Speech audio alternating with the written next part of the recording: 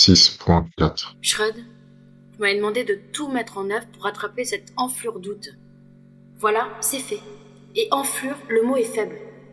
On l'a retrouvé caché dans les conduits d'aération, ce qui conduisent à... Au début, Août n'a rien voulu dire. Il a même réussi à s'échapper, ce bâtard. On se demande encore comment. Du coup, on s'y est mis à 5, avec mai et juin pour m'aider à gérer la dépouille d'avril, les allers-retours et les échanges, tandis que juillet et novembre menaient réellement les interrogatoires en binôme. D'ailleurs, moi qui pensais juillet rude, en enquêteur chevronné, ma représentation était faussée. Il semblait au contraire en retrait, compréhensif, quand novembre, pourtant psychologue, interrogeait Août peu convaincu par les questions. Si je ne savais pas que Juillet était un officier de police judiciaire, j'aurais trouvé à côté de la plaque pour la première fois. Il m'a dit accuser le coup. C'est vrai qu'il gère beaucoup de choses depuis le début, toujours à l'initiative des informations essentielles. Lui, au moins, ne s'est pas fait tuper comme moi je ne sais combien de fois. À propos d'Août, il était sous le choc, prostré, en effectuant des mouvements catatoniques comme un balancier. La mâchoire était tellement contractée qu'il ne pouvait pas parler. Quand il essayait, en nous fixant de ses yeux larges sidérés, sa bouche tremblait tellement que le bruit de ses claquements de dents s'entendait à l'étage supérieur. Il avait les mains en sang, celui de la carotide d'avril. Vous demandez à Janvier de poursuivre afin de comprendre ses ressentis, les échanges entre les 12 et les décisions éventuelles qui ont été prises. Poursuivez.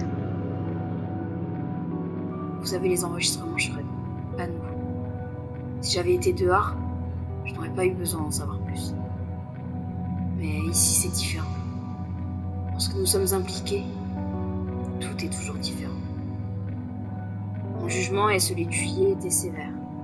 Mai restait sur la réserve, comme à son habitude, et Novembre cherchait à classer des items dans une sorte de tableau nosographique inutile à mon sens. Que cela pouvait-il bien changer pour moi, que ce malade soit psychotique ou psychopathe ou je ne sais quoi? Avril, que j'appréciais tant, ce grand petit gars tout fin, si gentil, avait été trucidé. Jamais, pensais-je, nous ne pourrions pardonner une enflure pareille. De nouveau, Juin ne partageait pas notre réaction. Dans les années 70, nous indiqua-t-elle, nous aurions eu raison. Les humains, comme les animaux, étaient les créatures du philosophe Thomas Hobbes. Des choses violentes, sans cesse en rivalité, égoïstes, jamais sincèrement bonnes. Mettre l'accent sur l'idée qu'ils puissent faire la paix ou qu'ils cherchent le bien n'avait aucun sens. Mais plusieurs décennies ont passé, appuya-t-elle dans son large sourire rayonnant, en replaçant ses lunettes et en glissant ses mèches blondes tombées de sa queue de cheval derrière ses larges oreilles toutes blanches. Aujourd'hui, nous savons apparemment que la réconciliation est un phénomène répandu parmi les mammifères sociaux. Oui, dit-elle à Juillet et moi en accompagnant son discours de mouvement des mains. Des rats aux dauphins, en passant par les loups et les éléphants, et même parmi les oiseaux. La paix est un comportement qui vise à restaurer les relations, à tel point que si l'on découvrait que tel animal social ne se réconciliait pas après un conflit, on en serait surpris. Mais approuva finalement, en concluant que cette réflexion est la seule finalité possible.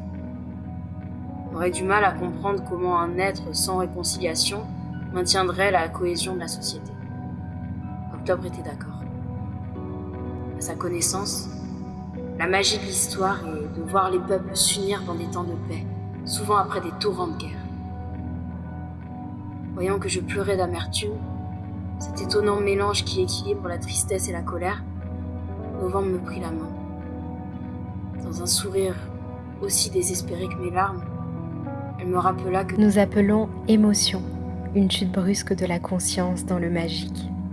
Ainsi, il est bon d'en ressentir pour nous permettre d'aller et venir dans le normal et l'anormal. Je ne sais pas si je peux pardonner à cette chose. Juillet pense comme moi, je le vois. Mais quand Juin s'approcha tout doucement, avec respect, en lui tendant un verre d'eau et en lui essuyant le sang sur les mains, il l'enlaça. Alors, la chose devint pitoyablement humaine pour nous tous. Juin nous remémore que l'empathie fait partie intégrante de notre évolution. Elle en est non pas une caractéristique récente, mais une capacité innée vieille comme le monde. Par notre sensibilité automatique au visage, au corps et aux voix, nous, les humains, sommes en empathie depuis l'aube des temps. Nous ne pouvons pas nous y soustraire. Que faire maintenant ? Car je le sais, Shrud, je l'ai bien compris ici. Ne pas choisir, c'est encore choisir. Vous comprenez que janvier vienne plus tôt, puisse être éventuellement accompagné ou remplacé par juin, et donc se désolidarise du protocole en ces circonstances. Il ne vous reste plus qu'une investigation possible. Vous souhaitez quelle ? Première possibilité. Vous exprime ce qui se passe à propos des intelligences artificielles. Poursuivez en 6.2. Deuxième possibilité. Vous indique ce que ces changements provoquent par rapport aux personnes touchées par le V12. Poursuivez en 6.3. Vous comprenez que janvier puisse être éventuellement accompagné ou remplacé par juin. Il ne vous reste plus qu'une investigation possible. Choisissez bien. Si vous avez procédé à vos 2 investigations, les 12 n'auront pas le temps de répondre aux différentes exigences du mois. Vous devez donc effectuer un choix, vital, entre 2 vérités à connaître, ce qui conditionnera votre accès aux informations et la suite des événements. Première vérité, V1. Vous demandez aux 12 d'interroger Décembre, afin de comprendre ce qui était en jeu avec la mort de février, les intelligences artificielles, et lever le voile sur la vérité du protocole. Suivez en 6. 5. Deuxième vérité, V2. Vous demandez aux 12 de lever le voile sur la vérité de l'existence du V12, et ainsi la possibilité de sortir ou non du dôme. Rendez-vous en 6.8.